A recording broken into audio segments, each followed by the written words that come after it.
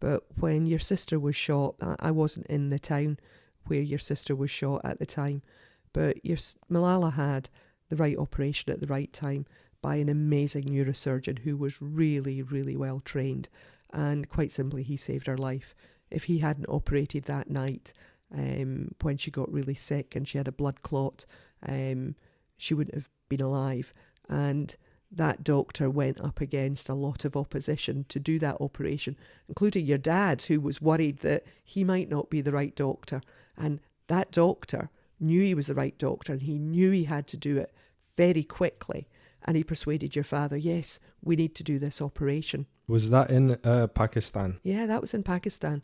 So the Malala had her operation in Peshawar, and the neurosurgeon there knew that there was no time to move her to Rawalpindi or overseas, and there was some pressure on him to move her, and he knew that the operation was so urgent it just had to take place that night, and he had to do it, and he was very well trained, and he also advocated for his patient. He knew that despite the opposition, he had to do it, and I completely agree. Looking at it in the cold light of day, he had to do it, and he had the skills and the ability to do that operation and save her life. What Pakistan has got are some great skilled nurses and doctors and other healthcare professionals, but it doesn't have enough of them, and it doesn't necessarily have them in all the right places. And Pakistan has some superb hospitals that are as well kitted out as some American hospitals or British hospitals with all the right kit, but not all of the hospitals in Pakistan do have all the right kit. So every hospital could do with more kit, but the hospitals in Pakistan were good, and the hospital in Pakistan saved your sister's life, but she got moved to Rawalpindi because the hospital in Peshawar didn't have enough intensive care facilities. It didn't have the right intensive care facilities.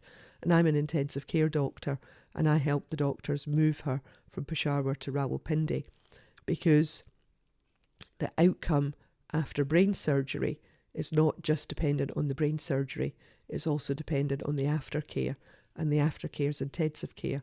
And Malala needed the right intensive care, and she wasn't really getting it in Peshawar. So she got moved to Rawalpindi to have the right intensive care, and that's where I got involved, because I'm an intensive care doctor. But the reason Malala came to England was for rehabilitation, because at the time rehabilitation services were in their infancy in Pakistan, and because of where she was shot and the where the blood clot was and the fractured skull, we didn't know how much rehabilitation Malala would have. We knew that she'd have some problems with her ear, but we knew that she had a long road to recovery, and she's made a fantastic recovery. I'm so pleased, with the recovery she's made.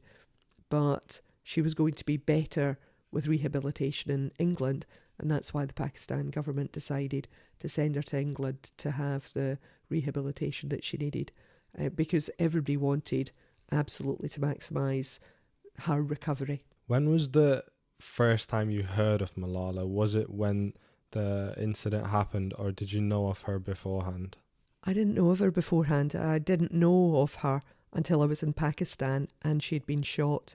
I saw her on the television, and I knew it must be a big deal. I was in an office and there were two TVs. One had Geo News, which is Pakistan's local news, and one had Sky News, and they both had the same feed at the top of the hour.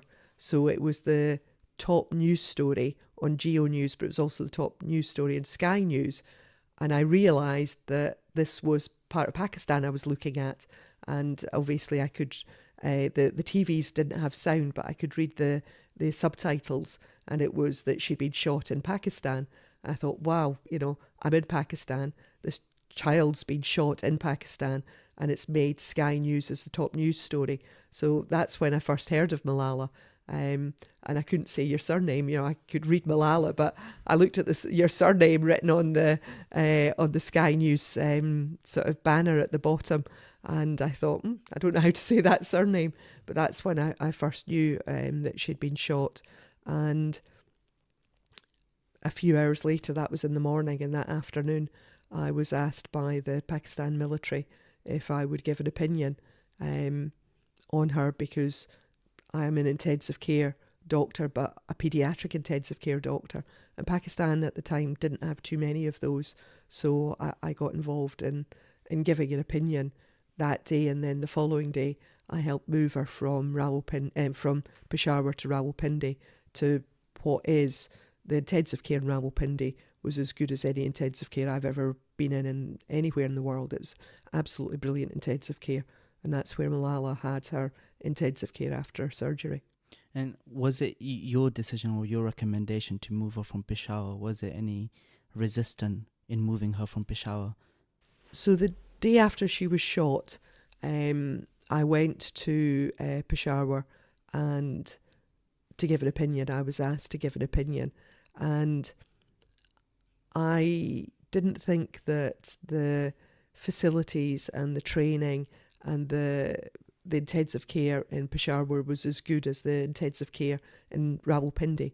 I'd been in Rawalpindi working in the intensive care unit. I said, look, you should move this child to the best intensive care unit you've got. And the one in Rawalpindi is very, very good. Move her there. And I was told that Pakistan couldn't, that that moving critically ill people is something that doesn't happen in Pakistan at the time. Transport medicine and transport intensive care was a new specialty in England, but it was something that I'd done for about a decade. And the Pakistan authorities, the Pakistan doctors, thought she was too sick to move. And I said, she's probably too sick not to move. So I was then asked for an alternative opinion. And my alternative opinion was to move intensive care doctors to her.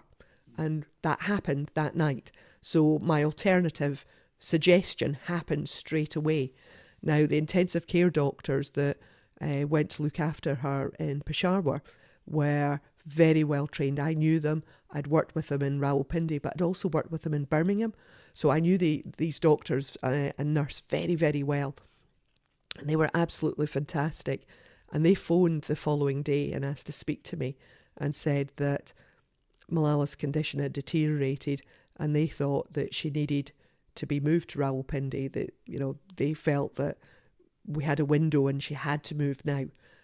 She had become septic and there were complications, and they weren't confident that they had all of the knowledge. They didn't have the experience, the recent experience to move her.